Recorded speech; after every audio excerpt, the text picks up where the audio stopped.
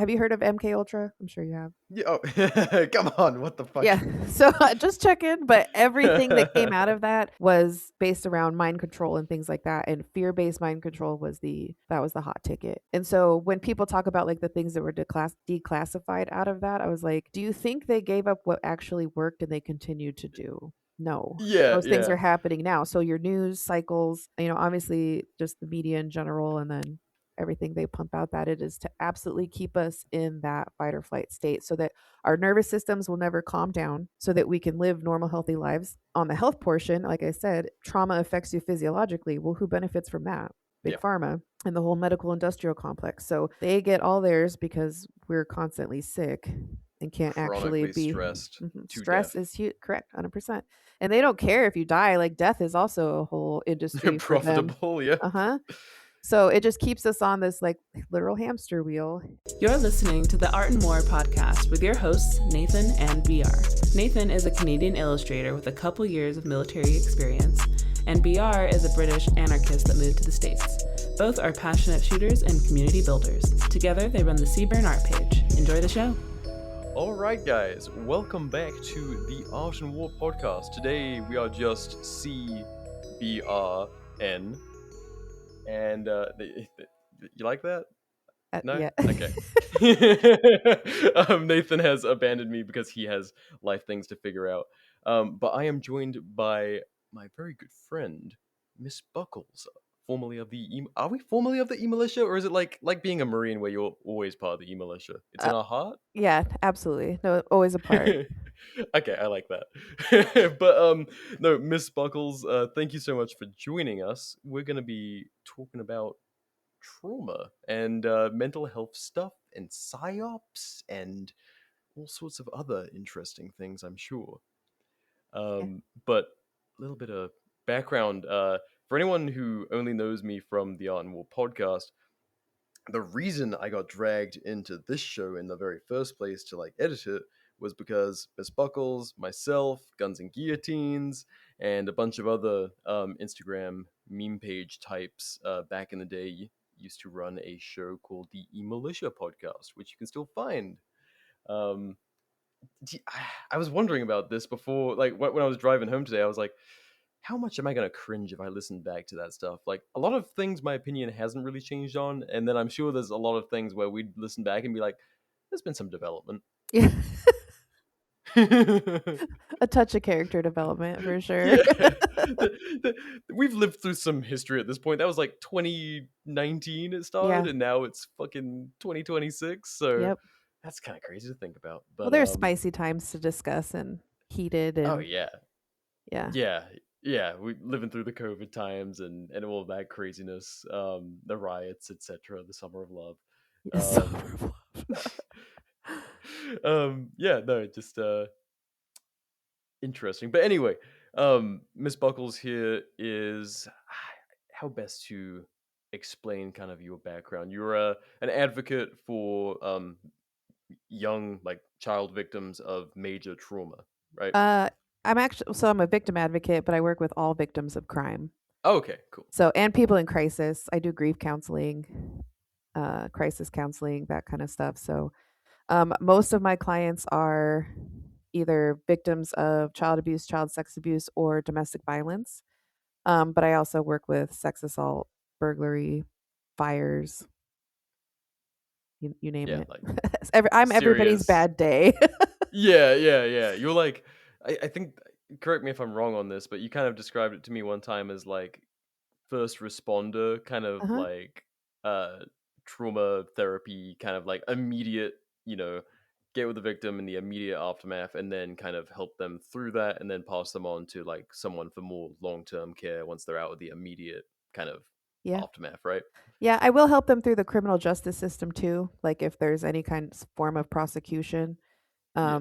So I do work alongside law enforcement. I work alongside the criminal justice system, and it's all irrevocably broken. So a lot of times that is my job, is to support them through that and let them know that like this will re-victimize you. This probably isn't going to go the way you want. Like, but you can still get better. Yeah. It sucks to have to tell them that, but that's much better than someone who like believes in the system TM and is Yeah. just like telling them like, oh no, the system will solve this, and then letting them fall flat on their The face clients that when already have an understanding that the system is broken are actually the easiest ones to work with because the yeah ones that they're have like like hope have the more. I'm like not just counseling them through like the initial trauma. Now I have to counsel you through the trauma of realizing like there's no such thing as like real justice. yeah, God, Yeah. what a what a fallen world. Yeah.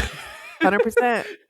um no, I think a lot of what we'll get into in like the meat of this episode, something that you brought up on my story was kind of the fact that people, like, we don't really talk about trauma, especially like probably a lot of this audience, or I think we have a fairly emotionally intelligent audience, but Mhm. the friends, the family, the mates of people who might listen to this show, especially just young dudes. We, Yep. for the most part, fucking suck at dealing with trauma, whether it's like weird childhood trauma we experienced or Mhm. like major life events. So many dudes, we've talked about it for over 200 episodes now, coming out of the military and not realizing how like you might have been rewired or Yep. mistreated, and like it might be a relatively minor thing. It doesn't mean you had to see your friend blown up in front of you or anything. Like, there's just Correct. lots of conditioning things that like kind of fuck you up a little bit, like 100%. maybe deplete your self-worth, and Yep. then you're kind of you're at risk of becoming a statistic and all that kind of thing. So Well, and people don't um realize the physiological effects of trauma. Like it's not mm, just an emotional brain thing, like it causes actual like chronic illness and different things. And so it's people will have one symptom of the trauma not realizing it stemmed from the trauma. And the thing is I feel like the word trauma has been kind of like watered down through the years because a lot of people yeah, have like almost weaponized overused it or it. used it. Yeah, 100%. Where, there's a difference between trauma and adversity. So Yeah, some things that are adverse like can be traumatic, but your parents making you do the dishes every night or watching a movie with them when you wanted to be in your bedroom isn't trauma. yeah, this was hard versus Yeah, this was actually traumatic. correct. So, cuz your brain switches on and off with trauma. It's a whole system thing that, our brains are designed to protect us. And sometimes that doesn't always mesh well with the current state of the world and our daily functioning. So, Yeah, we're designed for like, oh, that guy in that other tribe tried to kill me. That was yeah, pretty yeah, fucked up. correct. Or Like, like, yeah, I'm just going not, to the grocery store. I'm not being chased by a lion. yeah, literally. Like, why has sitting at a desk for 10 years like seriously rewired my brain? Oh, Hmm. because I'm not meant to be doing Yep, that. correct. um, so there's a lot of that I want to dig into, but first off, I did want to share a little anecdote, kind of just for the record. Well, actually, to start with, uh, you are like an icon to my wife. Aw, she she loves you, and I love that her. She's stems. great. I know she is obviously the light of my life. Yeah. But first, like the first proper eMilitia meetup in person. I don't know if any of us even knew each other's first names yet, or whatever the fuck the situation was. But we were all gathering. Maybe I think we did by that point. But we were all gathering in Arizona, out in your neck of the woods. Um, and so basically, all of us brought spouses, and it was just kind of like a nice little group hang, mini vacation kind of thing. And during that trip, my wife, uh, she, after like getting to know you for a couple of days, she was like, "Man, I want to be like Buckles someday." And you've just always been this like incredible, like like kind but tough soul. I love that. And just no, seriously, like Accurate. yeah, I love it. You're a badass mother, and like hell of a shooter, and all the rest of it. Like we just really appreciate you in our household. And I love so that. Well, your when family it and friends kept being like, "Oh, you're Buckles." Like, yeah, I've heard you're a badass, and I was like, "Oh, am I a I love badass?" that. Yeah, I would say so. yeah. Um and so when it came time for us to be like, who's gonna marry us? We were stumped for like maybe a week. And then I can't remember who. I can't remember who mentioned it, if it was me or my wife, but one of us was just like, I wonder if Buckles would be down to be our officiant. And so I was like, man, that's a lot to put on you, but fuck it, I'll ask. No, it's a And delight and sure, an honor. dude, it was so cool. It was I was like, this is a instead of asking you to come and be a guest at our wedding, we're like, hey, can you like stress about this for Yeah. months? Like it's a hell of an ask, and we appreciate the hell out of you, and you crushed it. Well, you made it easy, Um but I was stressed because it was important, and I didn't Me want to too. mess it Me up. too. Also But I me felt too. terrible. Yeah.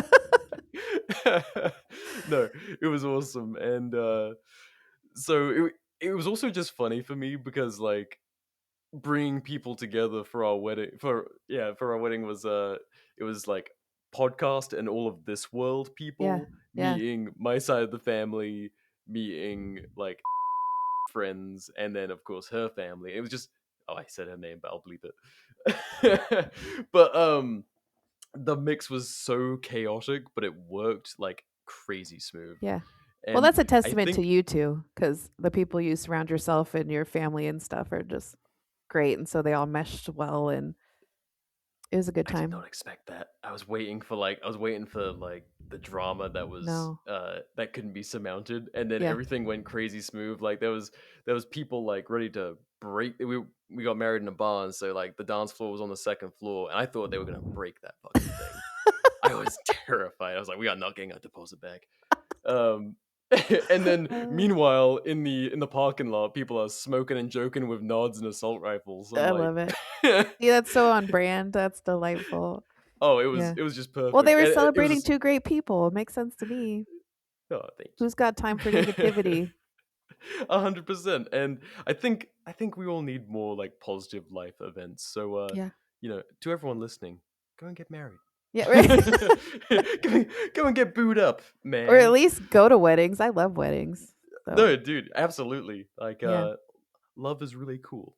Yeah. Um but anyway, I just wanted to share that with the people because I would be amiss to not mention it. It was such a pleasure to have you do that for us, and I think you were the perfect kind of wild card to be the officiate. Like, if it was someone from my family or fuck me, my wife's family, I'm gonna be bleeping left and right. It's just gonna Yeah. be me saying my wife's name. Um, like, damn, that's a weird name that he can't. He's bleeping it like that. Right. Um, but no, you were just perfect for it. So no, thank you from both of us again. Of course. Um, Good time. It was a good time. oh no, it was. Thank you. I can't do that for 2 hours. Um, but yeah, kind of with that, talking good times and joy. Where should we start on trauma? I mean, I can give you like clinical definitions and such. Yeah, I think that's a great place to start. Well, because again, like I said, I don't think people fully realize like what trauma is. No, trauma, like to a lot of people, it's this weird woke word that's Hmm. used as a club Hmm. to bet, like to beat others into like not saying things they don't want to hear. So I think, Correct. yeah, starting with like a clinical definition will be pretty productive. Well, it's pretty simple. Basically, trauma is your brain perceiving danger and your safety is at risk. Hmm. So, like I said earlier, your brain is designed to protect you. So, there's all these different structures of your brain, like the prefrontal cortex, your brainstem, your limbic system, all of that stuff.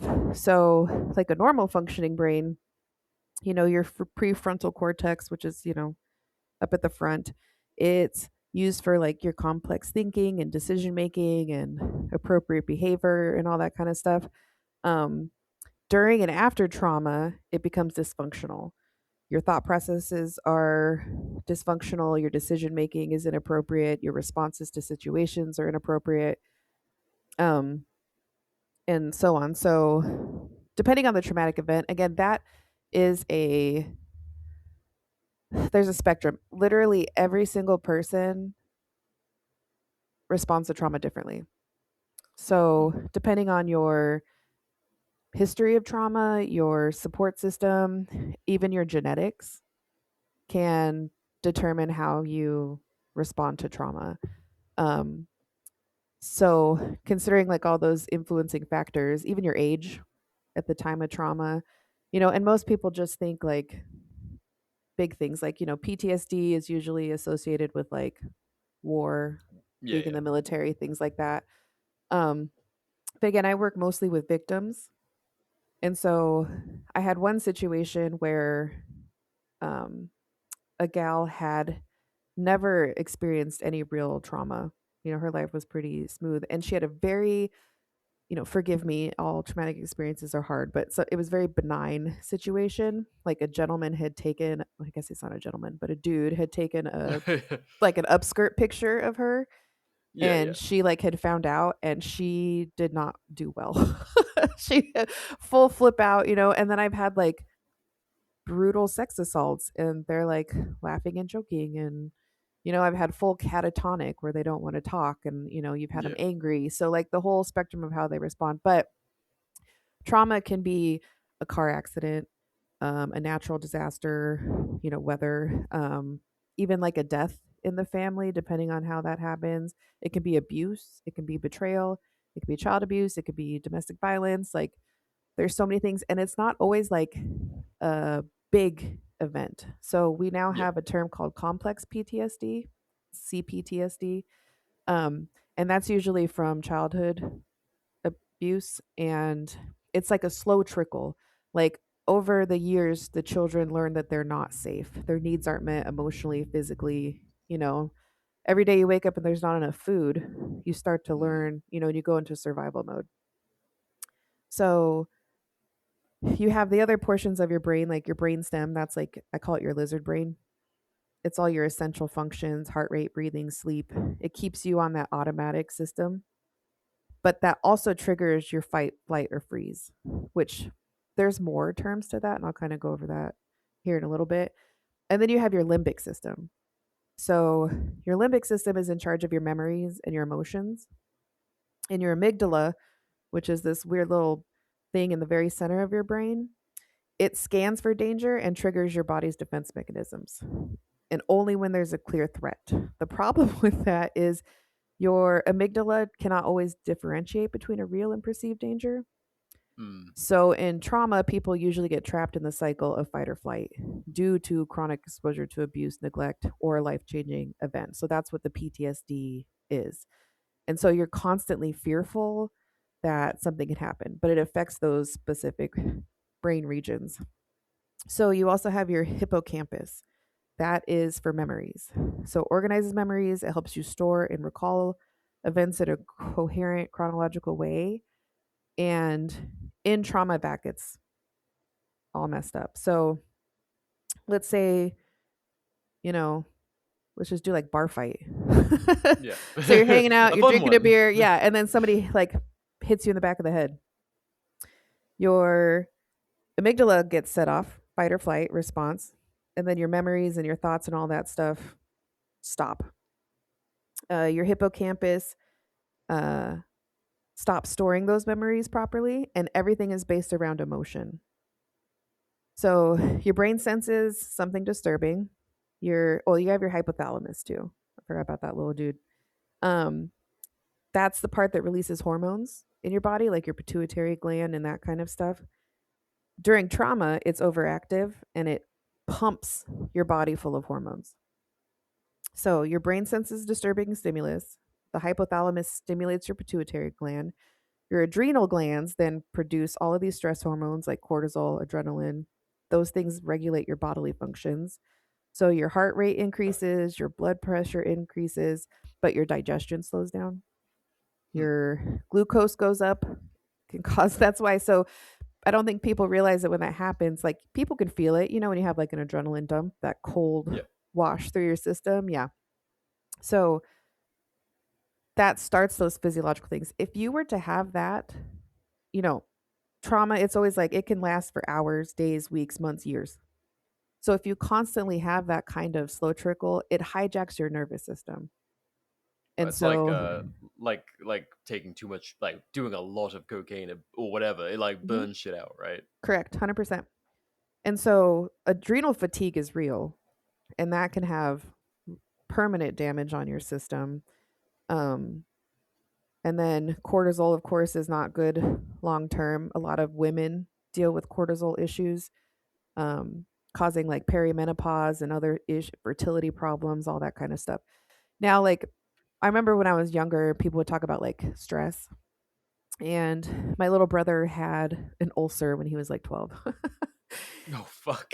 But it was because he ate way too much hot sauce and it was like totally, but the doctor had joked that he had the ulcers of a stressed out businessman.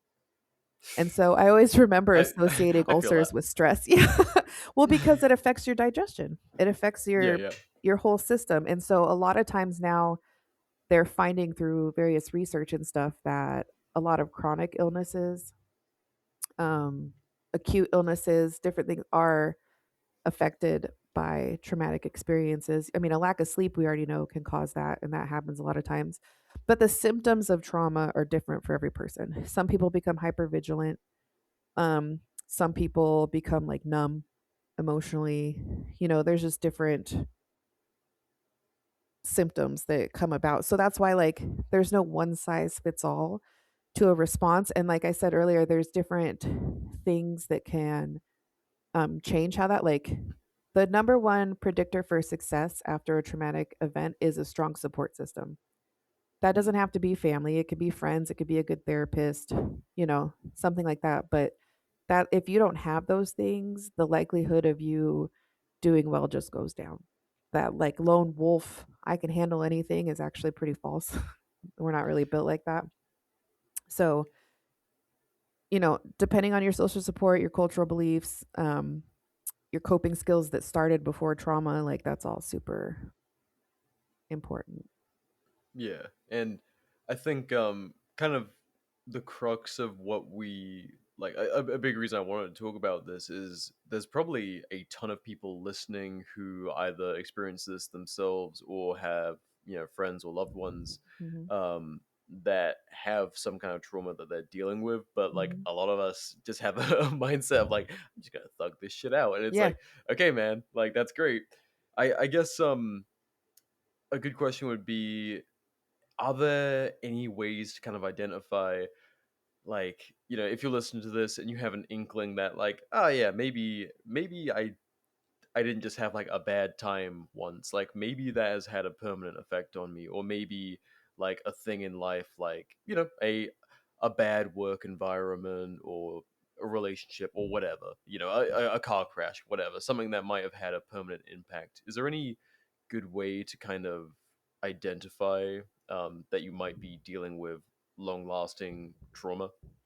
I mean, from a therapist standpoint, I would say talk to somebody. That doesn't have to be a therapist. Sometimes that bouncing it off somebody else. I've had so many people that have said they were talking to a friend about an experience in childhood or, let's just say a sexual assault or something. And that person's like, that wasn't normal. Like that wasn't okay. Like, of course you feel Yeah. that way. So again, like having somebody to talk to is actually a really great way. It's like a sounding board.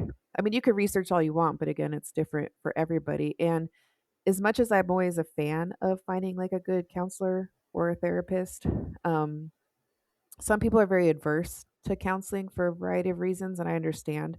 But a good counselor is just a mirror. They take what you say and they just kind of reflect it back to you, just kind of help you work through those things because, we're not in your brain. But Yeah. I have found, and again, this is not, I haven't done a lot of research. This is all me anecdotal, but I've learned that women do a lot well with, or really well with, talk therapy. Talk therapy only takes men so far. Like, and I think that's just kind of speaks to the species. Women are good at that kind of stuff and like working that out where men need to like do more things, Yeah. like with their It's hands why and I be see. busy. Yeah. Yeah, you So, see a lot of these veteran groups getting dudes to just go out and like just go camping with some other yeah. dudes, like Well, just go but and how do often does something. that then create organic conversations? So as much as Yeah, I say like talk 100%. therapy, yeah. So that's it. Like literally It's a go out with your circle bros. back around to talk therapy. Yep, 100%. But it's not you sitting on a couch with a box of tissues just trying to like, Yeah, did that make you sad? Like show me on the yeah. fair And where it how hurt did that you. make you feel? Yeah. Where it's gonna come out organically. And again, men and women have different experiences and deal with things. And we're taught from a very young age how to express our emotions differently. And so, like, unless you grew up in a very emotionally intelligent household that told you like emotional expression was okay, and even some girls weren't allowed to cry either. Like, I grew up in that household where it made everybody uncomfortable. So, Yeah. you know, you don't cry, I'll give you something to cry about. So they just kind of find what works for you. I'm very big on like flexibility. I have a saying that I meet my clients where they're at. You know, one thing may not work for somebody else. And again, depending on your history of trauma and all that kind of stuff. And so I find that like how a person responds to trauma will also like kind of dictate what would work best for them, because usually trauma causes some kind of like shame or guilt. You know, even with like a car accident, you have survivor's guilt, you have um all just all kinds of stuff, shame. Like I have a saying too that we don't should all over ourselves, because everybody's like, I should have done this, I should have done this, you know. We don't do that. Like, everybody should have, would Yeah, have, like could have done something different. unfortunately, yeah, it's happened at this Yes, point. correct. So what do we do now with that? But there's, you know, everybody's heard of fight, flight, or freeze Yeah. as responses. Well, there's actually more to Hmm. that. And a couple of the words I'm not a big fan of, but like they make sense. So you have fight, flight, or freeze. So fighting is obviously like you face the perceived threat aggressively. Flight is you run away. Freeze is the inability to move or act against the threat.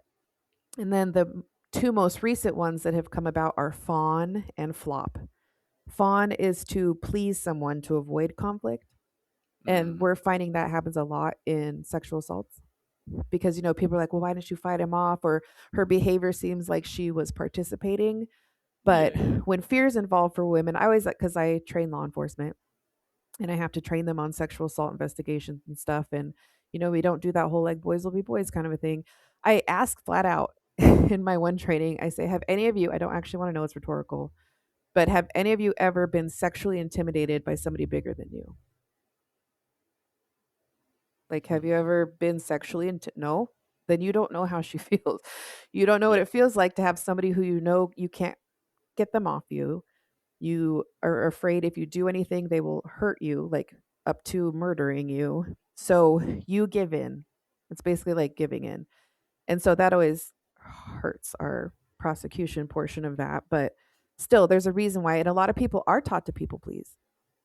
So that's like the people pleasing response. And then you have flop. Have you seen those videos of people that are on like those slingshot rides and they pass out? Oh yeah. Yeah, Like literally just fainting goat response. 100%. Yep, it's Oh you fuck. collapse and become unresponsive or faint. Like your brain just shuts off like, nope, not dealing with that. Damn. I So mean, I it don't like the very term very real. fawn. Yeah, exactly. And so people don't always realize, and then so, you know, which one do you think is actually the most common? Hmm. I would presume freeze. 100%. Most people do freeze. And so when that happens though, like let's say you are a bunch of dudes, you're in the middle of some event or something and something bad happens. Very few people go into like a first responder Yeah. mode and like run to help. Most people are just standing there like, oh Oh, my we God. you know, Yeah. in So our after that, space we there's see like it all the time. shame and guilt. And so dudes are like, oh, I should have helped. I should have known to do this. I should have saved them. And like, yeah, but your brain, your brain said, nah, dude. It's not conditioned, Correct. and Yeah. And you've that's never why been in training's a important. situation. Yep. Yeah, 100%. That's why the military has the level of training. That's why law enforcement supposedly is supposed to have their level of training. One of the things I'm actually trying to change in the academy that we have here, because you know me, I'm not a big fan of law enforcement. For many many proven reasons. Yes, and although I work very closely with them, part of the perks of my job is I do get to like be very real and talk shit to them. So I enjoy that portion, and I like to train in the academy because my thought process is I want them to understand what the normies are, because once they get behind that, the wheel of that car and their little costume with all their baubles, their mindset totally changes. Everybody's a suspect. Everybody's Mm. potentially lying. Everybody's against them. So I just try to bring it back. You know, like you have a mother, brother, sister, grandma, auntie that this could be happening to, and I would just want you to remember like what they would do and that kind of stuff. So I try to just bring that like human factor back into training. And one of the things that I'm trying to get changed a little bit, I can't obviously work against the whole giant system, but it is it's basically a trauma-based training. And so I'm trying to teach the superiors how trauma affects the brain, especially the memory making portion, Mm. because they are supposed to be learning all these things in the midst of literally being traumatized physically and mentally, because it's more or less boot camp. They're being yelled at. They have to go run things when they get in trouble. And I get the high stress that they're trying to teach. But at the same time, it's like there has to be some kind of balance, because I taught my victimology class on their very first day of academy. And I straight up told the sergeant in charge of the academy, I said, never again. They're Because not gonna I'm trying to retain a teach them damn about thing. trauma while you're traumatizing them. Like, they're not gonna remember anything. And they Yeah. don't. Come the end of they're like, "Who's that lady? What are you talking about?" Like, and so they were like, "Okay." So I come weeks in when they're a little more comfortable in their routine. They've been turned into robots and that whole thing, and they like retain a little bit better. But Yeah. I even started that class with like, "Well, I'm gonna train you on why you're not gonna remember this training." Because this I is mean, just it. crazy. Yeah, to all those dudes, I'm sure. Like, unfortunately, their eyes are gonna glaze over like it's sharp training. Yeah. Oh, they do. And especially if they put me after lunch. Oh God. Yeah. Like, thanks, guys. I might Mhm. as well have not come in. Trainings after lunch are like the worst. So, and I do have like, I make sure, because I understand like PowerPoints, I call it death by PowerPoint. Yeah. I'm not just going to read slides. I don't want you to read, because that was the quickest way. One of my detectives that I worked with, he learned that a lot of these guys can't read, because he'd have them read PowerPoints. And I was like, oh my God, I'm back in high school. You can't do this. So Yeah. it's I mean, definitely more some of these visual. jobs, yeah, welfare for conservatives. Yes, very much so. So I like videos. I like short little quips. Like I have a bunch of like little Instagram reels and stuff I'll show them that are pretty poignant, that are funny. But it's, you know, it's hard to teach people trauma sometimes, but on the flip side, like they usually get it. I've seen light bulbs go off before, Yeah. maybe dimly, but they happen. There is So, power. mhm. Yeah, but even for my clients, like it's important for them to understand, like again, there's that should all over themselves, and everybody feels that way. So part of my job is to like break that pattern and that stigma of the shame and the guilt, and help teach them understand why it happened. There's different therapies too that they've come out that are very handy. There's like EMDR, which is an eye movement desensitization, word. Um, and it's like a bunch of tapping and eye movement that is literally rewiring your brain. What? Yeah, so you talk about the traumatic event and you do this different eye movement and tapping, and I'm not certified in it, so I'm not allowed to do it just yet. But I've had clients that I've referred to our trauma therapist that does the EMDR, and they're like, I don't have nightmares anymore. I don't get the cold sweats when I think about stuff, like different sights and smells. Because when people talk about triggers, it could be something as simple as a smell, it can be a color. Mm. Yeah. So it just kind of like stops those. You like disconnect that that trigger from the event, so that no longer triggers you. It's EMDR is actually very successful, and Hmm. it's a literally rewiring of the brain, because our brains are little computers, and we create these neural pathways. And when it's based around a traumatic event, like we want to break those, we want to rewire it, and it only takes like 6 weeks. That's crazy. I mean, Yeah. when hypnotherapy, I guess, has been around for a while. I don't know your opinion on it, but I've seen like lifelong smokers in my family Hmm. like quit smoking Yeah. through and family friends and shit quit smoking through hypnotherapy. Like, I did not believe in it for the longest time, but like shit works.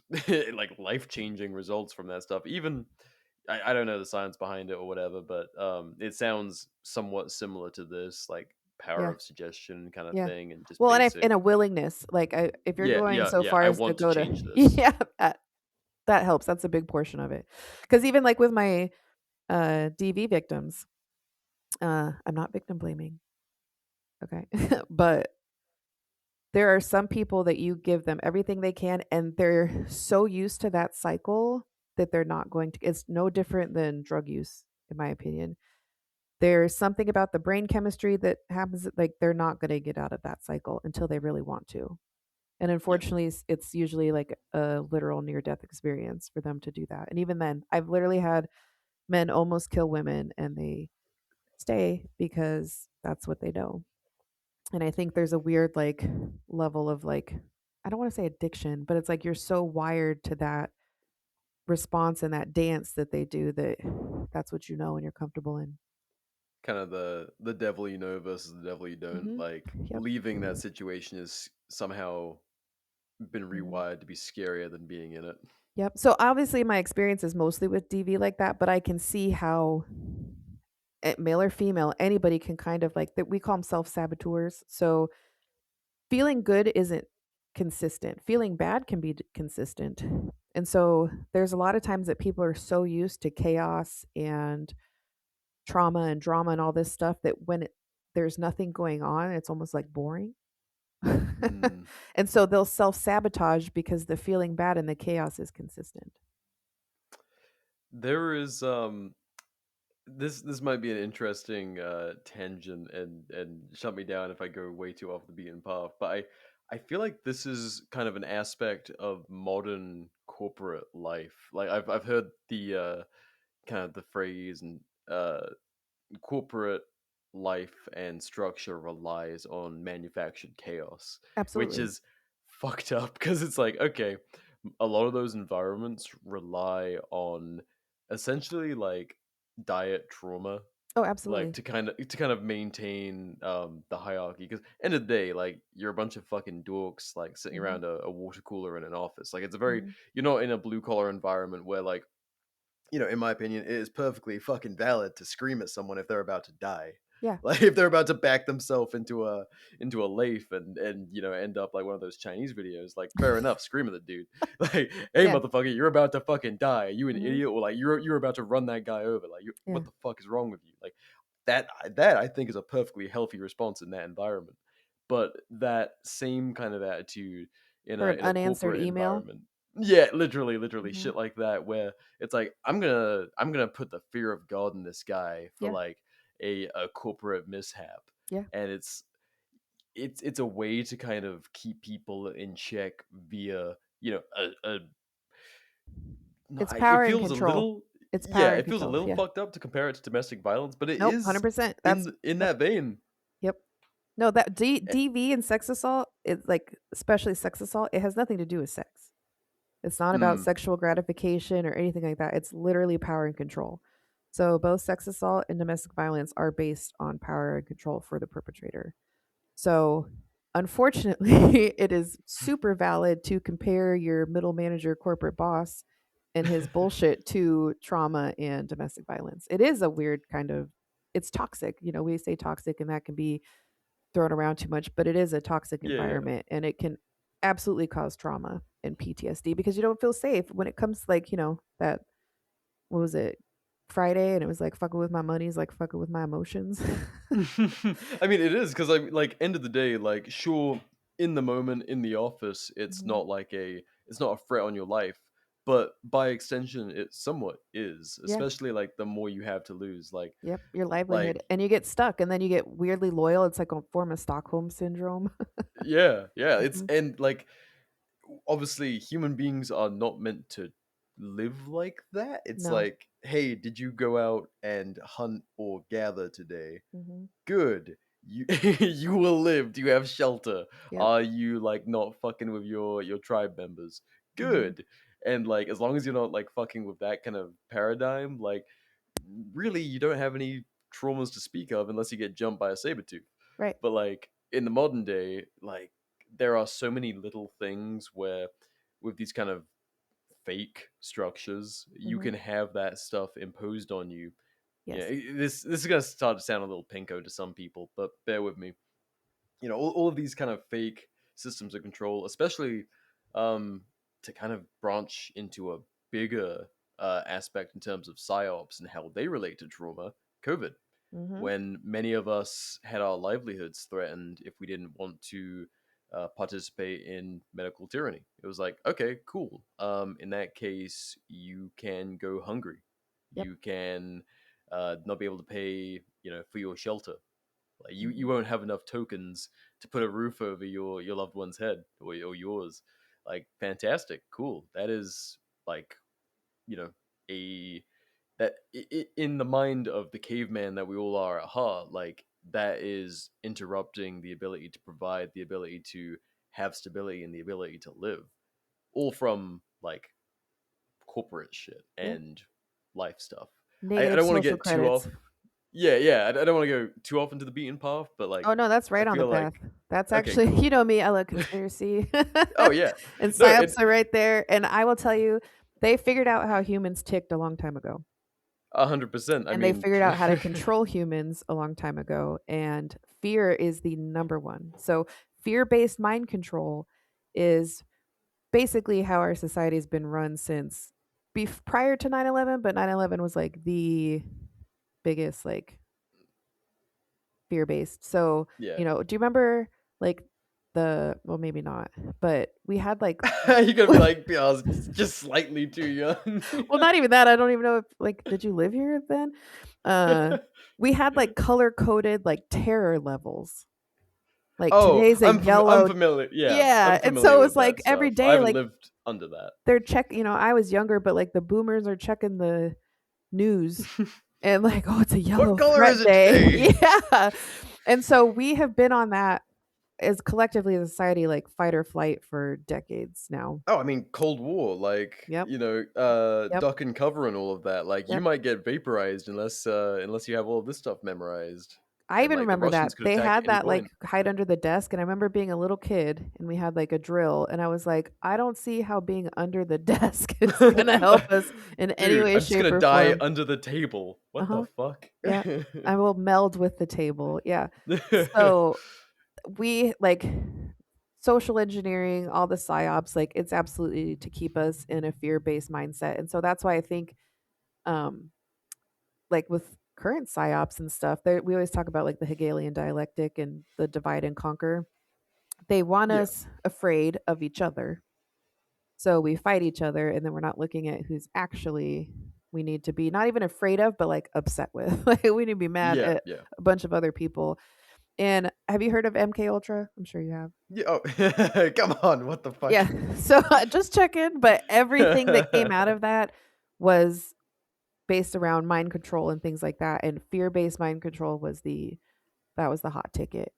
And so when people talk about like the things that were declassified out of that, I was like, do you think they gave up what actually worked and they continued to do? No. Yeah, Those things are yeah, happening now. So your news cycles, obviously just the media in general and then everything they pump out, that it is to absolutely keep us in that fight or flight state so that our nervous systems will never calm down so that we can live normal healthy lives. On the health portion, like I said, trauma affects you physiologically. Well, who benefits from that?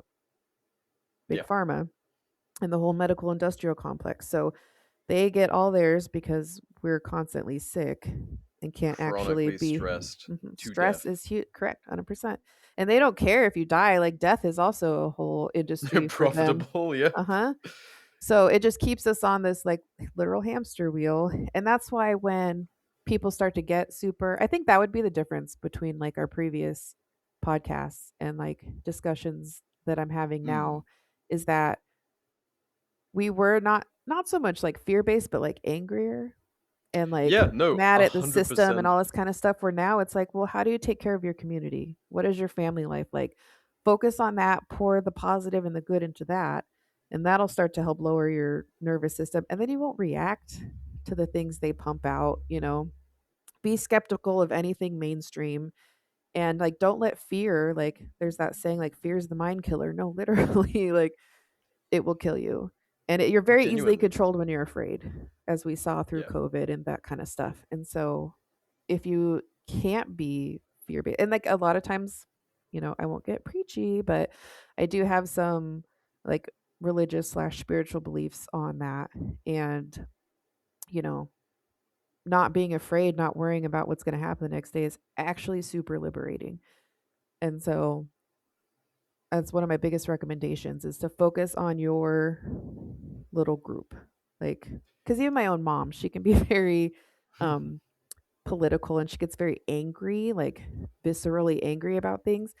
And I was like, but if the neighbor who you supposedly despise because of their Yeah, they got the political, wrong flag out front. yeah, and from where I'm from, I could probably guess what flag it was, but which by the way, I call all those people flaggots. Oh, It's, dude. I mean, maybe we side tangent in a second about our boat day. oh my gosh, yes. So, but my mom gets so mad, and I said, but if that person came to you and was hungry, what would you do? Like, you would feed Yeah. them a sandwich. You're not gonna be like, "Oh, no, Fuck you. starve." Yes. Yeah. Like, Starve, bitch. I yeah, hate so I'm that like flag you fly. yeah, so I'm like, just focus on your family and your community and, like, the good you can do and, like, the things you can control and, like, stop focus like, I had to learn that the hard way because I did delve, like, super far into conspiracy, and I think a lot of people get fearful in that way, and in a weird way, like, they still win because if you're so Yes. focused on all the negative and what they're doing and how they're affecting us and our food and air and water quality and all this, you will be just as miserable as the uninformed person. Like, too much 100%. information is also bad for you. So it's like I take That those things in and I'm like, "Yeah, that sounds right," and then I go about my yeah. day.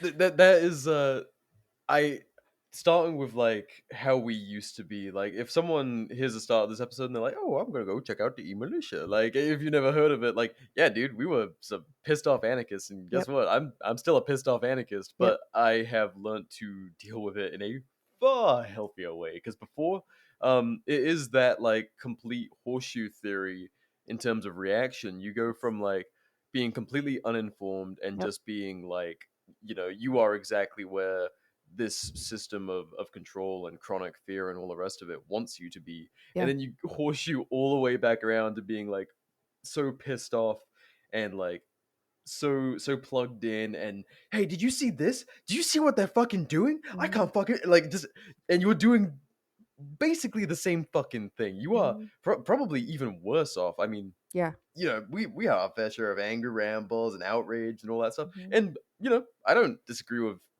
basically any of that. I think it was valid anger. It was mhm. absolutely deserved and pointed in the right direction. But at the same time, it's like, okay, well, what did that do for us? Like Right, it was too until consuming, yeah, and unproductive. yeah, Yeah. unless there was like an absolute, you know, overhaul going Mhm, on. mhm, If you catch my drift, mhm. it's not going to do shit for Nope, you or your kids or your loved ones or yep. anyone. And so, Actually just kinda make you like a weird target. oh god, like Mhm. I mean, for in my when early 20s, I was like a borderline nihilist. I was like, "Well, yeah, if this is all so bad, then nothing matters. Like, I'm not yeah, gonna" so yeah. then I realized I weirdly stunted myself and didn't provide myself with any kind of like joy or plan for a future. Like, I didn't wanna plan anything, which Yeah, actually yeah. a lack of planning and like future planning is a sign of trauma response. Damn. Yeah, so There it is again. yeah, Fuck. yeah. So you just I realized like, no, I can because I was like, well, the monetary system's bullshit and I don't ever need to save anything and I don't need to and now I'm like, well, I should maybe plan a little bit. I don't seem to be dying anytime soon. So I should probably Yeah. plan for something. Dude, so many people I know are like, I didn't expect to make it this far. Fuck. Legit. Okay. Yeah. Yeah, time to grow up a little bit. So I realized that that was the enemy was actually winning because that was still a form of inaction.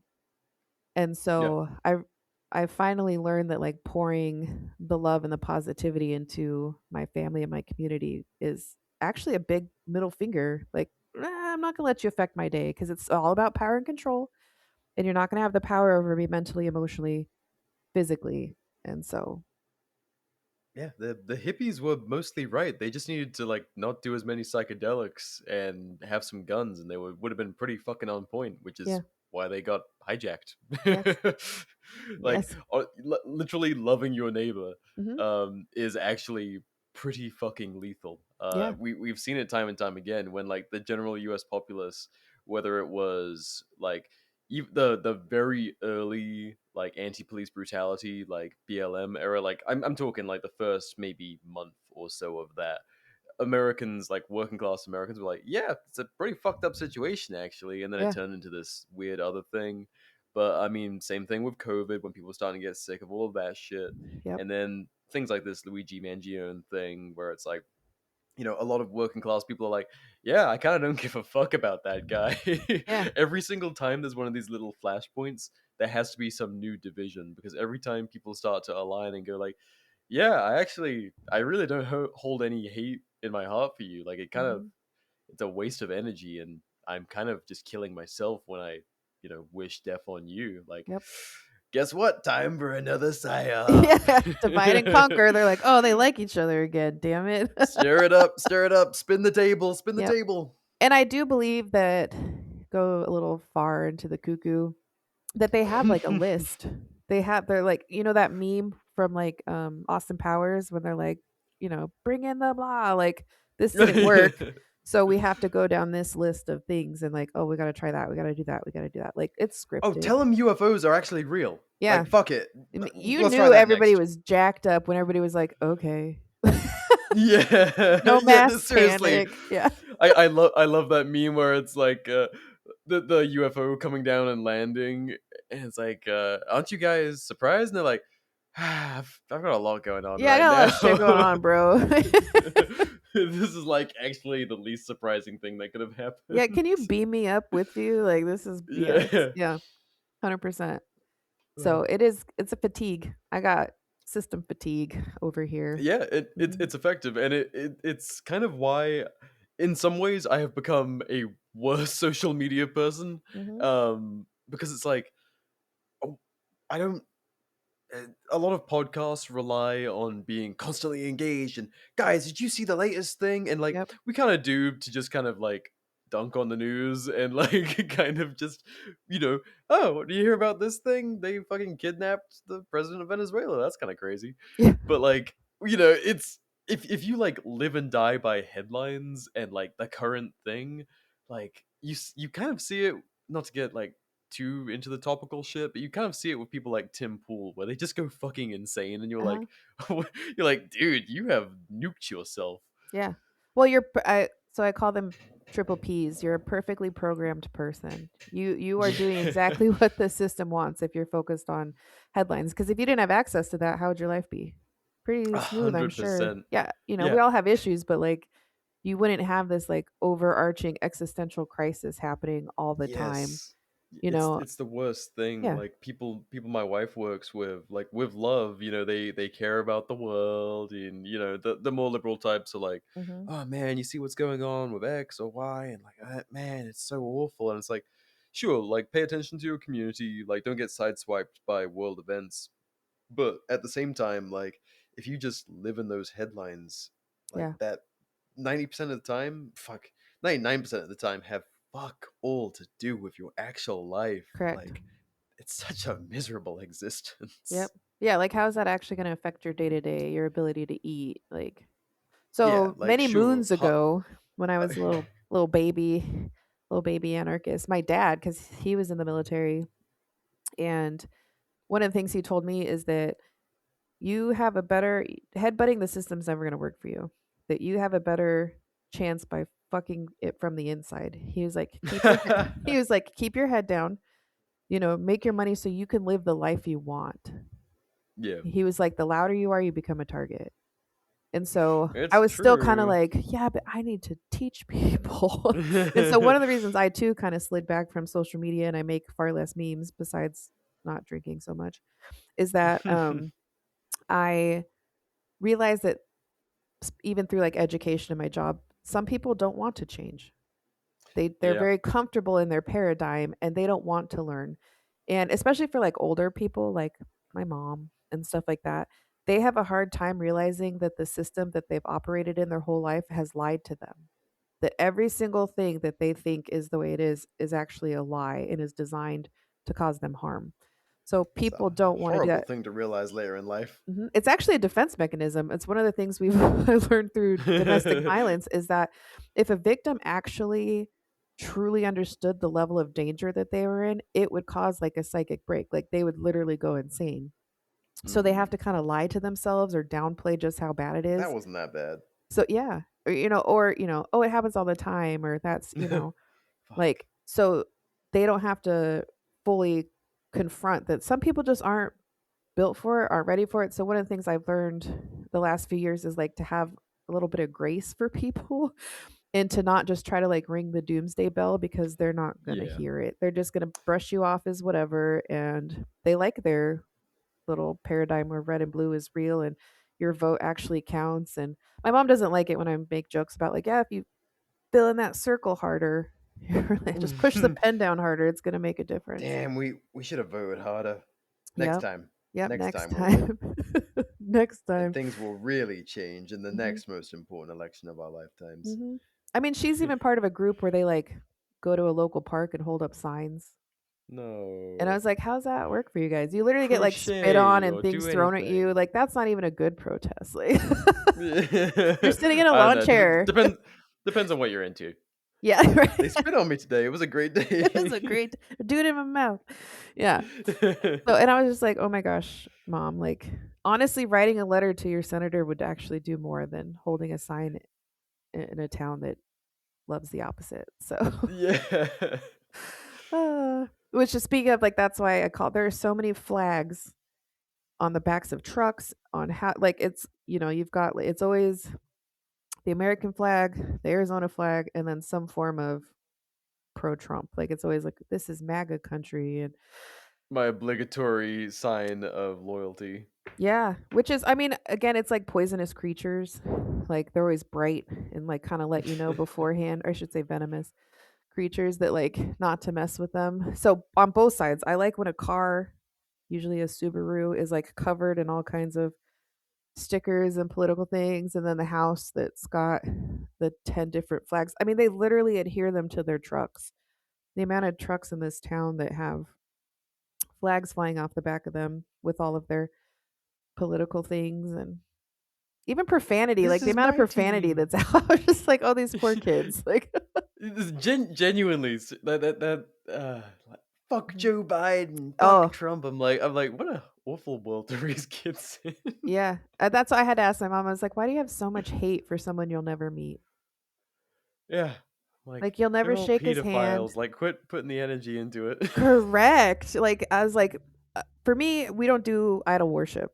We don't do Yeah. political worship on any platform. So the idolizing is putting your energy, good or bad, towards something. So if you are constantly hyper focused on how much you hate somebody, you're still idolizing them. You're still putting worship is where your energy goes, where your focus goes. And so like you're worshiping them even though you think that's like anti-worship. Yeah. If they take up all your brain space, well, that's your idol, so enjoy that. So she doesn't like that. She usually cuts our political conversations short. It's I debate so rarely these days. It's so funny, like going from how we used to be, where it was just like constant, like I'm gonna hammer this guy and I'm Mhm, gonna win the fucking argument, and mhm. now I'm just like, I see like a completely easy debate to win, and I'm just like, Meh, I just don't care to even yeah. engage. No, because even if you come with like actual facts, they're gonna be like, "That's you got that from something that's biased. That's what it."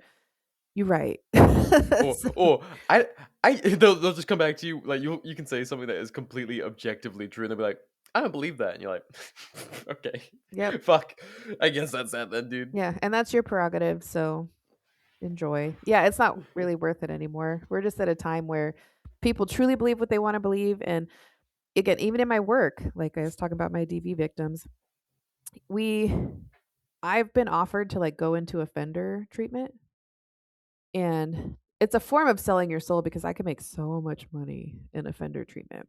But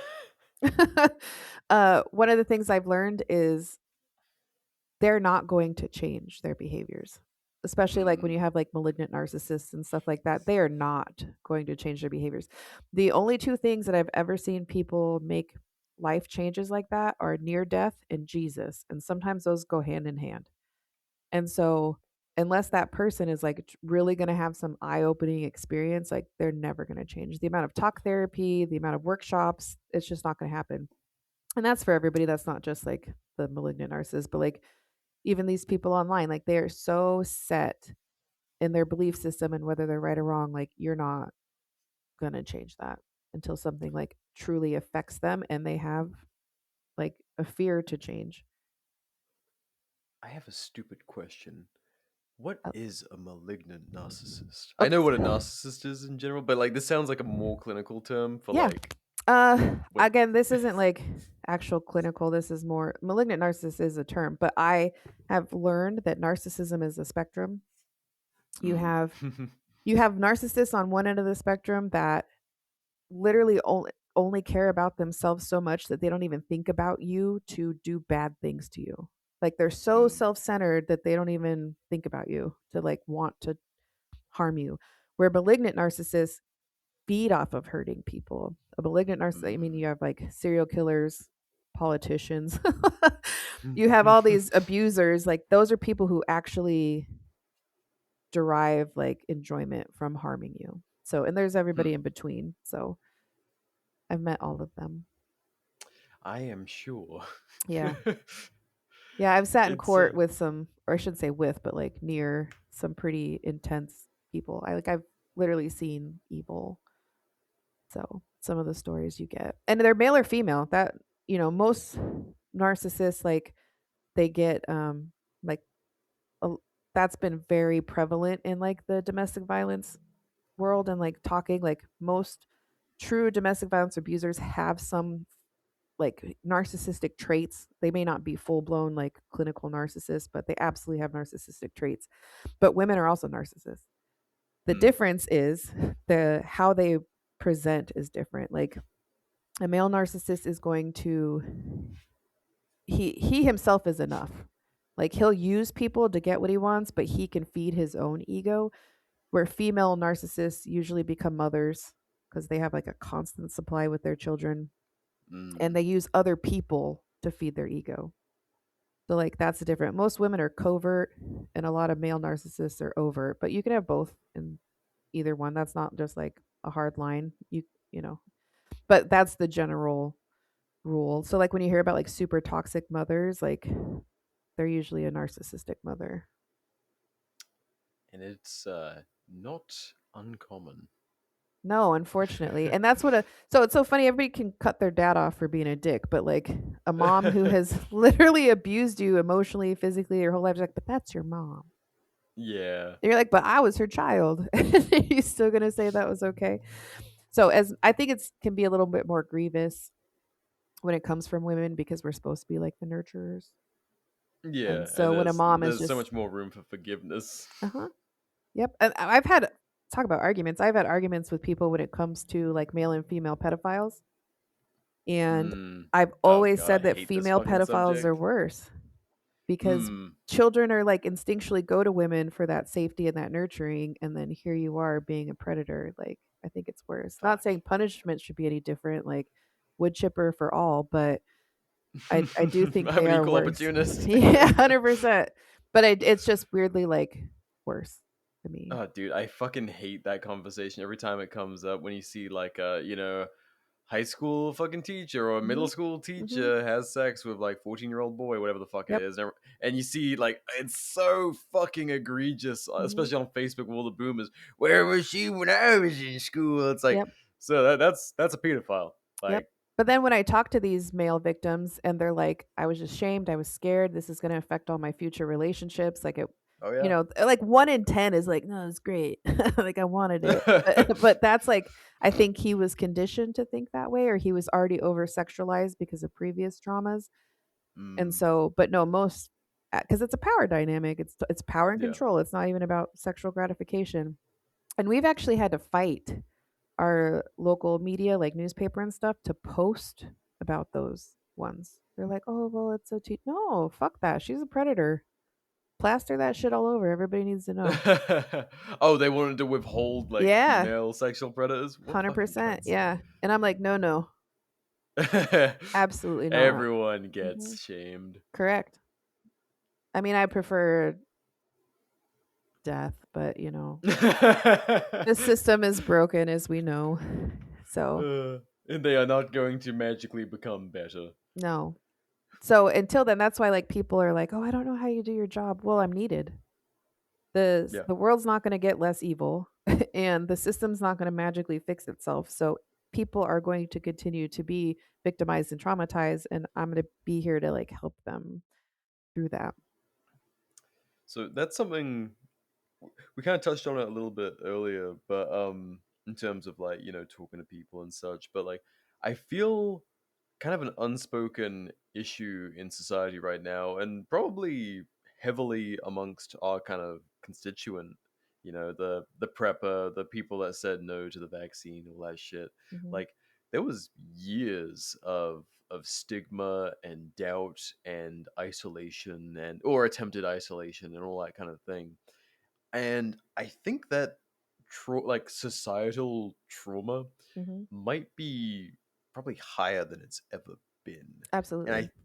I would assume many of us are not dealing with it in a way that is uh to sound like our friend Carrie Wedler, like healing, Yeah. like people aren't really finding a way to, because I'm sure a lot of people just think like coming out the other end of it, seeing that basically, well, fuck, no one got what they're due for what they did during that period of self enrichment and Mhm. punishing the masses with psyops. Like no one really got their due, and so a lot of us are kind of like disgruntled, Mhm. upset, and kind of just living on from that, Yeah. and nothing. There was no consequences, None. and but like none of us are going to like therapy. Well, like fuck, I doubt many of us are going to therapy to discuss these things, because Mhm.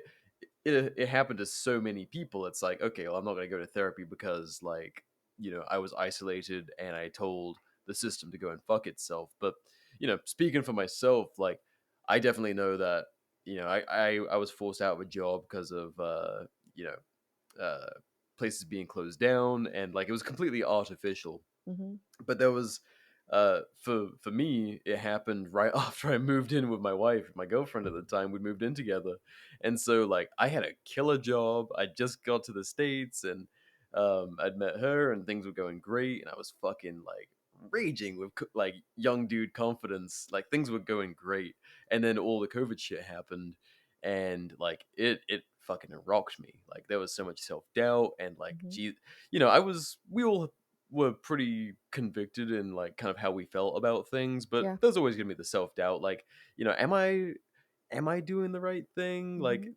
I never had a doubt in my mind that it wasn't like a bullshit psyop, but it was like, am I going too far? Am I putting my partner at risk with kind of how I feel about this and how extreme I feel about it, and just all of that kind of shit. I'm sure there's not really like a quasi domestic extremist helpline or therapist fucking office. But I'm sure a lot of us are kind of quietly dealing with things No like that. doubt. And even if it's not COVID, I mean, plenty of shit has happened Mhm. since then. Like that was like 6,000 things ago now. Yep. Well, like I said before, like trauma can be a slow trickle. It doesn't have to be Yeah, one acute event. So having that worry about your stability, find out even, whether you made the right decision, that constant thought process hijacks your nervous system. And so, yeah. many others absolutely do that, which is kind of ironic, is that the side that victimized us is the side that would go to therapy first and be Yeah, like, my it's pretty family fucked up, showed up to huh? Thanksgiving unvaccinated and I was No, traumatized. dude, that's 100% on the money. Because I Mhm. mean, like, you want to permanently break and disrupt, and it's probably why we're seeing like the kind of really fucked up backlash Mhm. nowadays, where we went from like a small government, like more libertarian leaning conservative side of things. Not that I would paint either of us as conservatives, but definitely whatever, it's a spectrum. Yeah. Definitely more conservative leaning in terms of like, Mhm. I guess, personal lives and shit. But um like what a way to just destroy an entire like side of society. Mhm.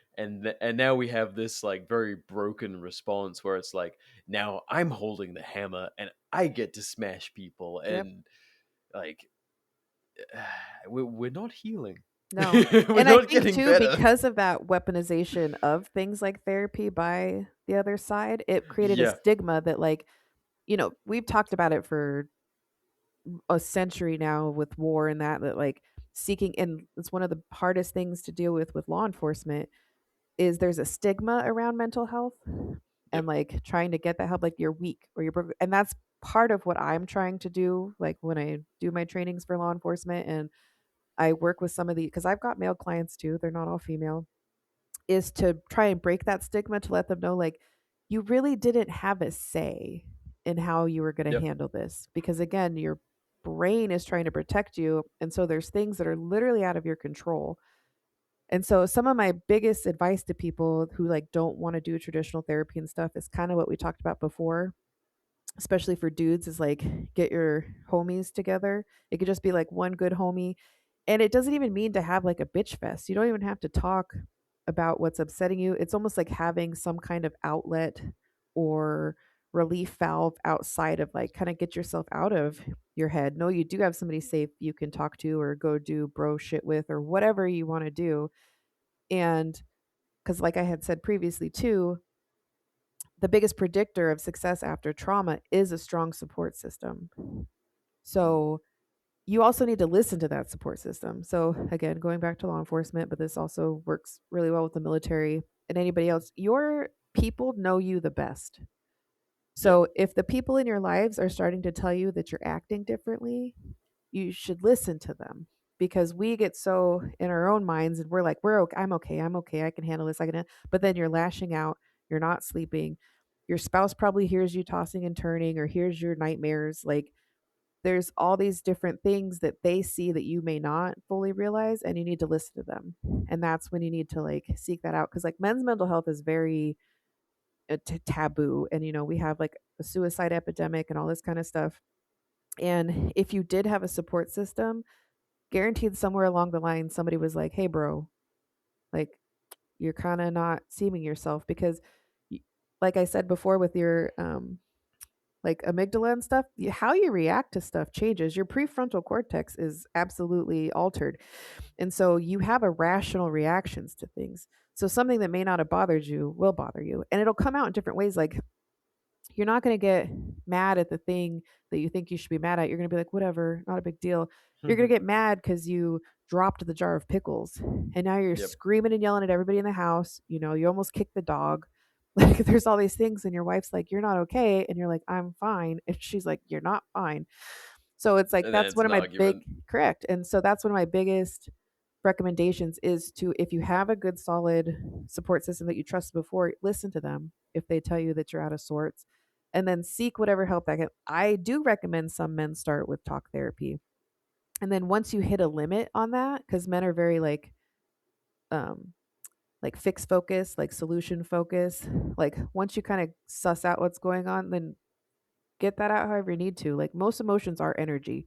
So if you need to go throw some axes, if go into the range helps, if working out helps, like do that. But make sure you have like a solid support system as well. But talking will eventually come. You can't always bottle everything up. It literally will rot your gut. Seriously, yeah. Mhm. That was probably the saving grace of that period for myself, and I'm sure a lot of the homies. We conversation never really turned to like the therapy side of things, but naturally, like what was going on with COVID came up Mhm. when we were out doing shit in the woods with the Mhm. Arizona boys. Yep. Just being out there and everyone kind of acknowledging, like, we were. I'll fucking say it now because it's been a while, but cracking locks that they were putting on public land and Yeah. like blocking off. Like we're getting out away from. We're, Yeah. we're social distancing, motherfucker. We have 10-meter spacings in Yeah. our. Well, that's still solution focused because you're training. So you're making yourself feel Yeah, better and safer by knowing you have these genuinely. skills now and this practice. And that's perfect, actually. That's Yeah, really no, good. and it was like I think that's why there was such a meteoric rise during that period of uncertainty. Is like obviously we're not gonna have any fucking say on policy and like Hmm. how our communities are being treated by the powers that be. But what we can do is train and be ready Yep. for any extreme instances. And honestly, because of that, people were ready and primed Yeah. during all of the riots. Like yeah, on both sides. Like Yep. fuck it, we know people all over the place, but like people were preparing themselves and making their communities feel stronger. Mhm. and then getting out with the boys and you're right, doing something productive that Mhm. it was solution oriented, even if it wasn't like directly addressing the angst that they were feeling or any doubts and stuff. Yeah. It was going in a similar direction to solving those Yeah. problems. It displaces that. It's taking your power back. I know it sounds kind of corny, but like I said, it's all power No, and no, control. So yeah, you're taking some form of that power back. You're like, no, I will take care of myself in this way because I don't have control over here.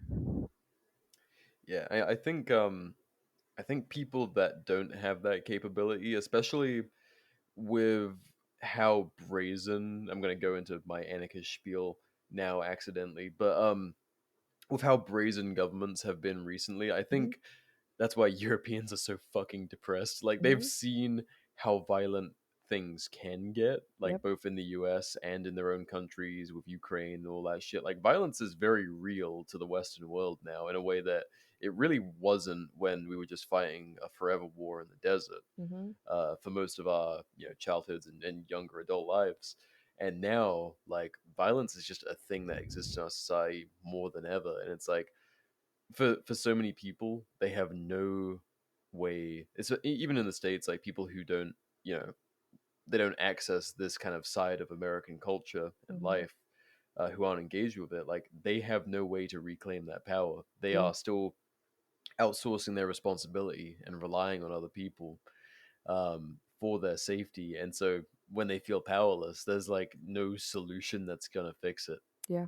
I'm actually glad you brought that up because again, yeah, trauma. So obviously, war and violence and all that has been around for the entirety of human existence, Since we could pick up rocks. but it wasn't televised like it is now. Yeah. So regardless of your thoughts on it, anybody in the audience too, the fact that I was randomly scrolling on Instagram while in my office and I saw Charlie Kirk's death, whether Oh my real or god, dude. not, that it made me sick to my stomach. Like my stomach hurt for a little bit. Like I was like, it was a shock to my system because normally you don't, and it was there for way longer than I thought it was. Like I thought it was gonna be taken down way quickly. It was not.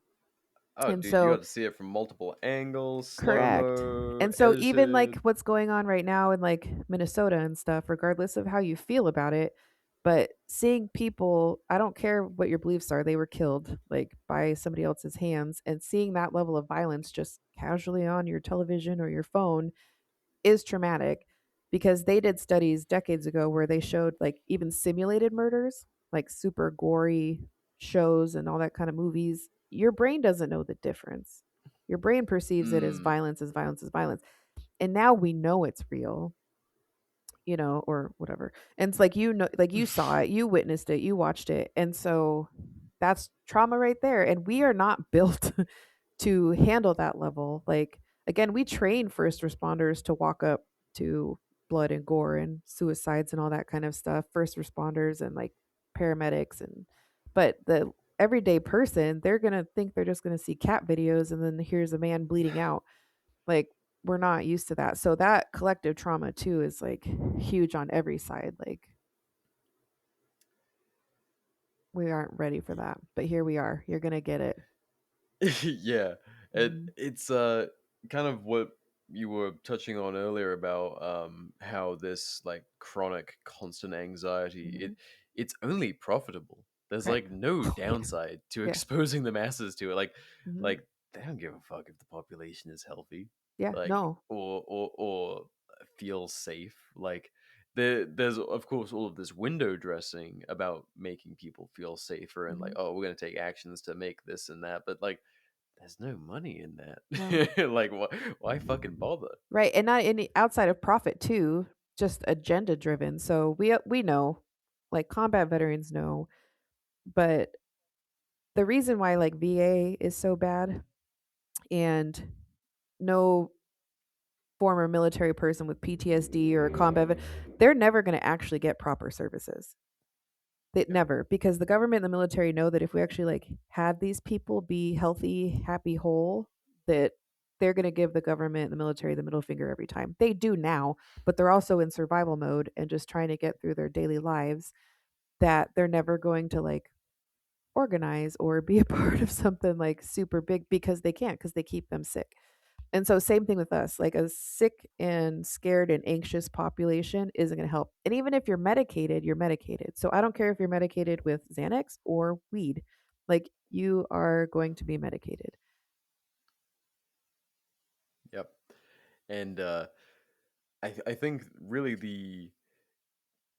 the biggest takeaway I hope people kind of get from this is like, I guess, awareness of this trap, because Mhm. that's really all you can do is Yeah. be as conscious of it as Yeah. possible. Understand that, like, unfortunately, I wish this show was just like babying people and we lived in a perfect world where this stuff wasn't the case. But like, this is life, and Uh-huh. this is what is being done to us, and all we can really do is be very conscious of it Yeah. and do our best to maneuver around it, protect, our loved ones and our kids from this stuff, and try and course correct as much as we can. It's just like eating healthy Yep. or screen time or anything else. Like, you can choose to not participate in this, or you can be sucked into it. And Yep.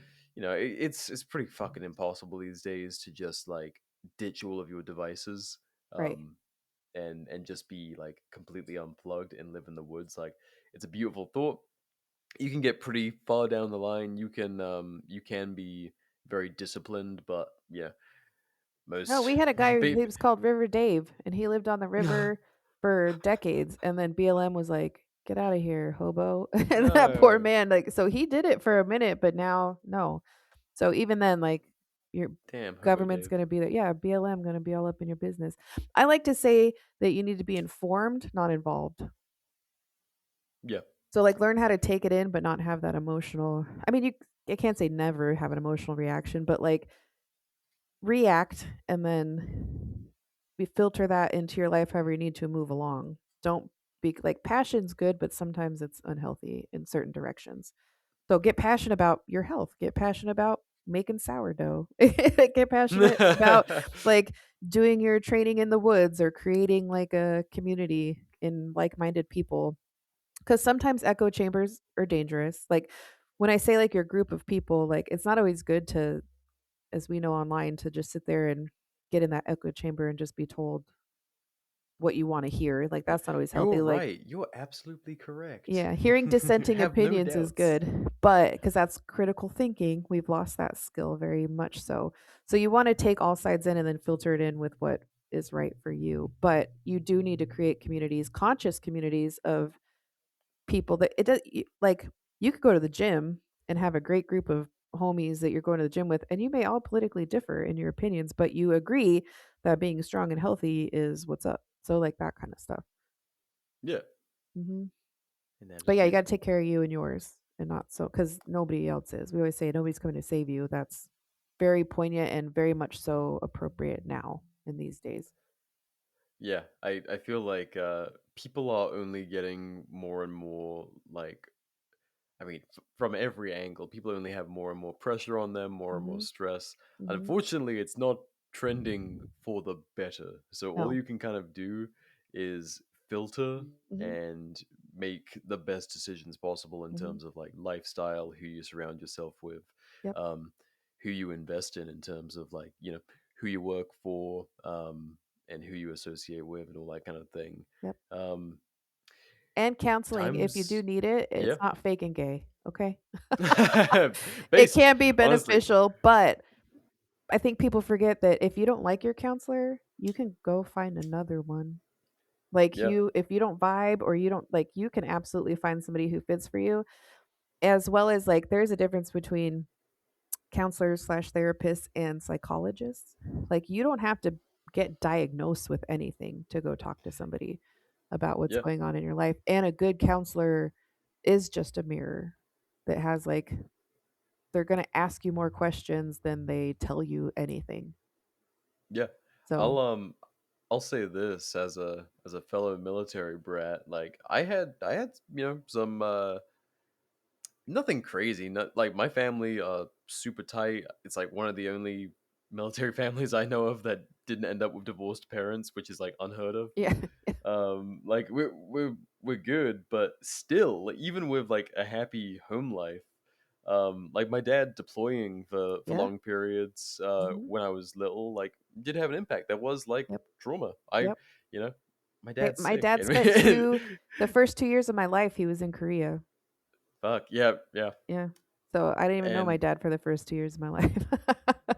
it's fucked up. Yeah. And and like I have my dad listens to this show, so no hate, like you provided a great a life for us and all of that, but like I mean fuck, there's no way to avoid trauma. Your kid's got to Right. get traumatized somehow, right? Yep. It sucks, but so I went to I did a fair bit of therapy as a teenager, and it wasn't anything crazy. It was just kind of like figuring out like, why do I have these weird anxieties that are Mhm. like kind of holding me back? Yeah. And it took a while. I on and off went for like I think 6 years total. Okay. um and it was like maybe once a month. I think that it might have been like once a week, during peak teen years when I Yeah. was like, oh my Pretty god, standard. life is so hard. Yeah. Yeah, yeah. Literally. But all of that shit, it was so good to do that because it's not just like, oh, I need to be talking directly to someone to solve my problems. What it was over time, I realized, was just kind of equipping me with tools to kind of Yes. check myself. Yep. Because once you figure out, like, oh, anxiety is like, you're like we were talking about right at the beginning, like that caveman brain, I'm avoiding the saber-toothed tiger. And then you Mhm. realize, like, this is crazy. Why would I have, like, not, and I'll also say, like, being kind to yourself is a major thing. Like, Mhm. your internal voice, like, if, for the lads out there, if when you fuck up, you go, you fucking idiot, and you talk to yourself really shitty, Yeah. you should pause and really rethink, and be kinder to yourself. It Yeah. sounds, fake and gay, Yep. but That's a it tape. is We call it a your tape. your tape. Yeah, like your inner tape, like your tape player. And you've had other people recorded and imprinted on your tape. Because why would you really Mm, talk to yourself that way? That's not actually yeah. good preservation. And so you've probably had other people, whether, your dads like to do that, your mom, a friend, a teacher, like somewhere along the line that was recorded on, and you have to change your tape. You absolutely can. And it's that awareness. So the fact that like you're saying, you stop and you're like, what? Why am I talking to myself like that? And you change it, you will eventually rewire your brain. Like mistakes are okay. That's how we learn. Yeah, Mhm. and it's life changing. And so, like, if Mhm.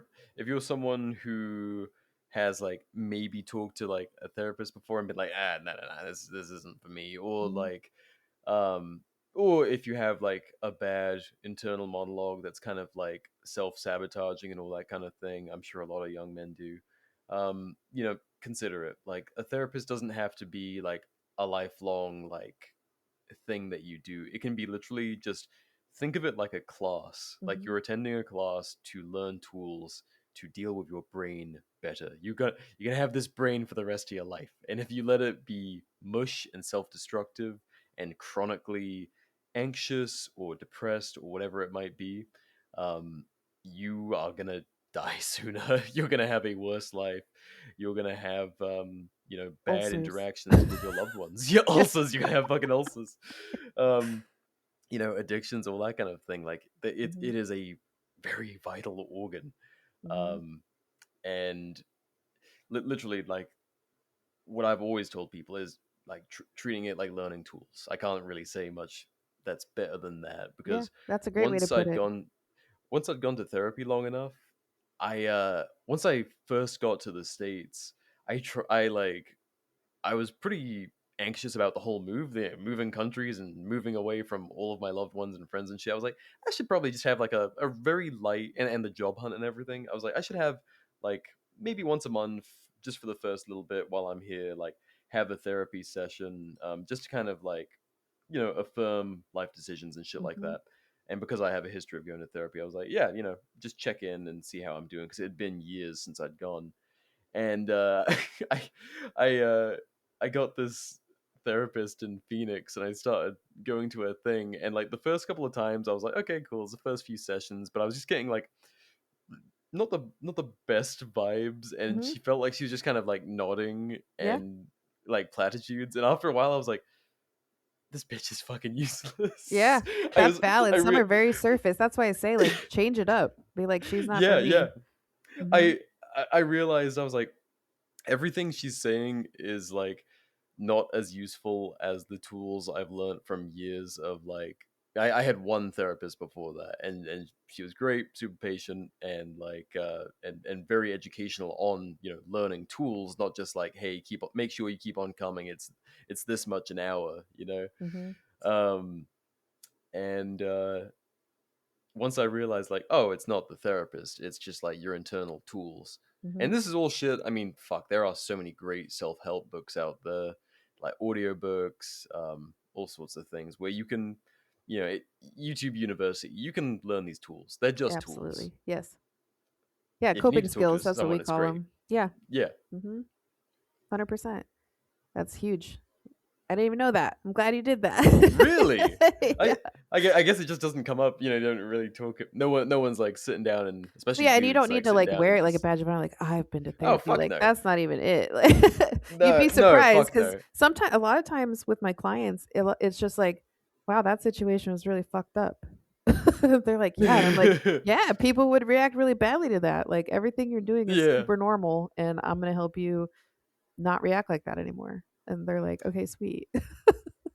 yeah, Especially and like my grief counseling, because obviously they lost a loved one or whatever. And it's like, yeah, you're going to keep being sad.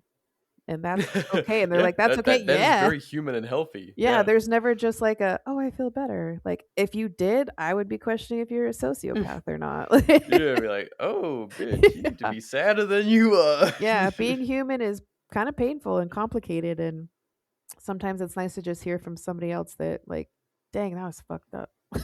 Yeah, yeah, you're like, damn, dude, are you okay? Yeah, like, man, like, yeah, I'm glad you're here because that was fucked up. And I like my Yeah, teens are my most resistant. Like trying to get a teen to go talk to a counselor is like, very they're very resistant for a variety of reasons. And so I usually explain to them that sometimes it's nice. They don't have to talk about the event. They don't have to talk about what happened. They eventually will, but sometimes it's nice to just have somebody outside of your life as an objective person to talk to about things. yeah, Like, no, obviously, hundred they're only percent, getting because your side, but it's just nice. You're not talking to a friend who, like, has known you your whole life. You're not talking to a parent or a family member or somebody who has some kind of bias or opinion on what you coulda, woulda, shoulda done, and it's just this person that's just gonna listen. And again, if you don't vibe with them, ditch them, yep, hundred and they will percent. understand. A good counselor would be like, "I got you." Now, they won't shouldn't just leave you high and dry. They should refer you out to somebody who help, but I can't, there are unethical counselors. I can't speak well of all of them, but Yeah, you just find it out. And if that doesn't work for you, that doesn't work for you. Because that's what some people, I think, like, oh, I failed at therapy. I'm like, that's kind of not a thing, especially for men. yeah, no, Like, talk therapy only gets men so far. Some men thrive in it, and some men need to get their hands dirty. And I get that. yeah, yeah. And I Mhm. mean, in my life, it's been a bit of both. Yeah. And sometimes Um, just the talk therapy gets you to that point where you're like, okay, well, we've sussed out what the problem is. You need some coping skills. Go play in the woods. yeah, 100%. Hmm. Um, but yeah, it is funny you bring it up how it's never come up before. But I think for a lot of dudes, like it's kind of a thing in media where you see like that cringy fucking guy or gal is like, oh, I'm gonna talk to my therapist about this, and it kind of it gives like a bad Yeah. It uh looks weak. Like, oh, yeah, you it's just like rely on that? Which, like, some people do rely on their therapist, and I get that. But to me, if a therapist allows that, then they're actually not doing a good job.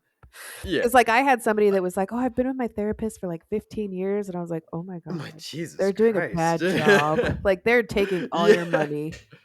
Like Yeah, you yeah. should be outside of that." Like I get acute things, like because even like when we do actual trauma therapy, it's only 6 weeks. You get 6 sessions Mm. because that should get you past that onto different things. And if you need long term therapy because other things have come up, your childhood, previous events, whatever, I get it. But most trauma therapy is only 6 sessions because you should be moving along. Here's the coping skills. Here's whatever. But yeah, like if you just need it sporadically, like you said, it was situational, you know.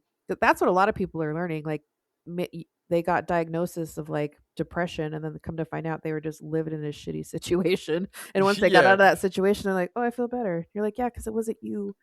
It wasn't some chemical imbalance. It was a shitty Oh god. situation." And yeah, that is just to like hit on that point. That is such a horrific thing that I've seen, especially having lived in the UK, where it's just like fucking Canada. They throw Hmm. pills at the Yep. problem Yep. because it's easier, it's quicker. Like therapy is gonna be more expensive than prescribing pills. Well, So they're shoot, Canada's like, "Well, just go kill yourself now." genuinely they're like, man, you've been depressed for like 2 years. Yeah. Shit, dog. Yeah, You just want take to yourself out, die? man. Yeah.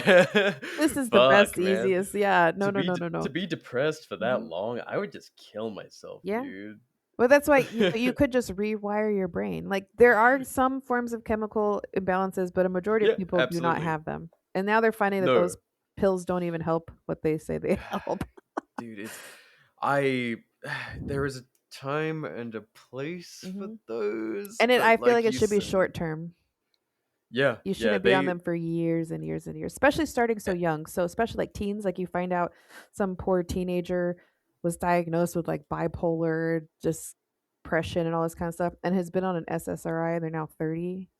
ah, Like dude. you don't even know how to function without it. And there's a few people I've seen actually like on Instagram and stuff who have their whole page dedicated to like detoxing from it. Yeah, And they're that's beautiful. realizing, is it a relapse, like your behavior, or is it a withdrawal symptom? Like, so they're trying, like, it's like heroin. You get sick, but you're not sick because you need heroin. You're sick because you're getting off of the heroin. Like, so it's a it's a big thing. And I am very big on educating yourself. Like you said, you have YouTube Academy, you have all kinds of research, medical research at your fingertips.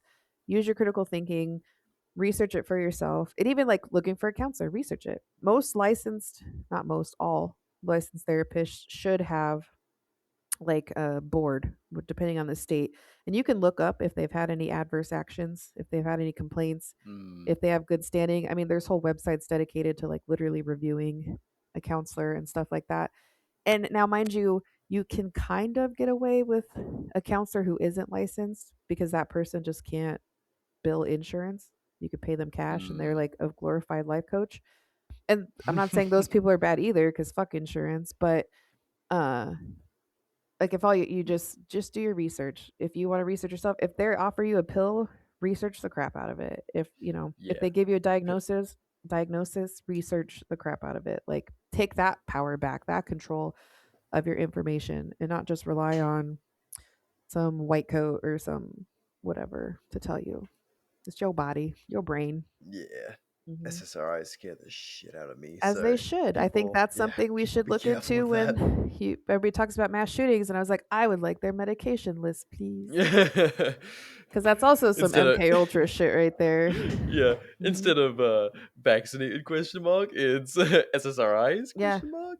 I Well, when I was dating many, many, many moons ago, that was like a joke with some dudes. They'd be like, "What's in your medicine cabinet?" And I was like, Tums." Like, what do you mean? Because I didn't get it because I'm far from medicated. So I was like, "Oh, I see what you're saying." Because the crazy part is, Ah, yeah.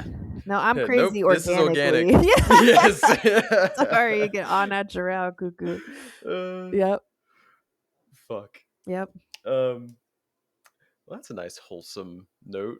Is there anything else you want to hit before we start to get out of here, my friend?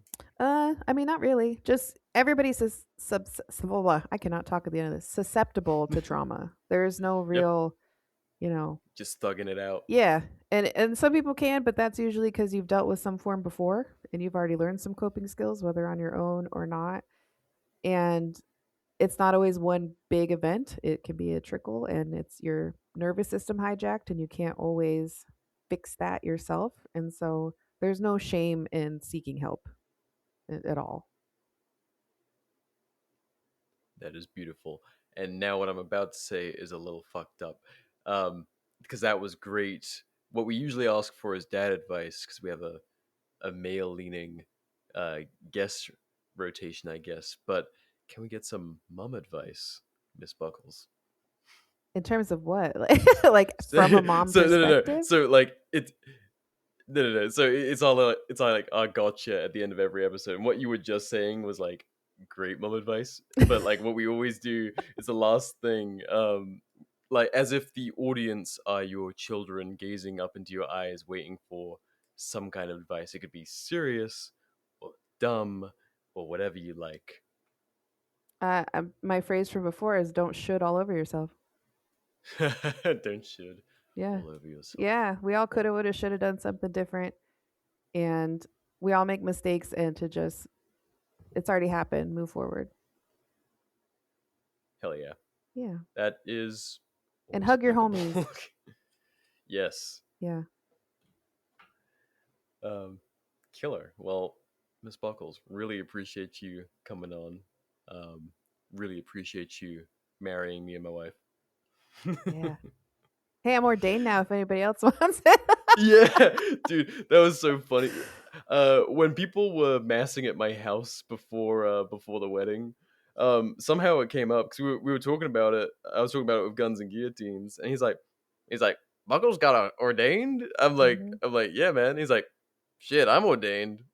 I was like, yeah, me too. And then a childhood friend of mine was like, yeah, I'm ordained too, in an English accent. And and like half the room was ordained, and we're like, what? I love it. I I did it for a bit, just in case anyone was like feeling in the mood and suddenly wanted to get married. Like Yeah. I think I did it when I was like 19. Nice. Um, but yeah, no, it's cool. Yeah, now Marriage that is I did it, I was cool. like, "Oh, that's cakewalk. I could do that." I could do it again. I do public speaking all the time, and like that was the most nerve-wracking thing I've ever done. And I was like, That's one of your guests had come up to me and was like, "So, do you do weddings all over?" Like, it was no. I was nah, like, man. "I'm I'm from Arizona. and this is my first wedding." Like, That's so it was a amazing. compliment. Yeah, Do you do weddings all over? yeah, Yeah. She's great, man. yeah. But I will. Now, did you only get ordained out here? No, it's like nationwide, and in Arizona, Fuck you'd yeah. actually don't have to be ordained to do a wedding. I love that. You Yeah. just pick up some fucking desert drifter and be like, hey, dude, marry us. Pretty Here's much, $5. as long as he'll sign the paperwork. Amazing. Yeah. That is what a free country is all about. For real though. Yeah. All right. On that note, once again, thank you so much, and thank you guys for listening. Look after your brains, look after your people, look after your loved ones. And until next time, okay, bye.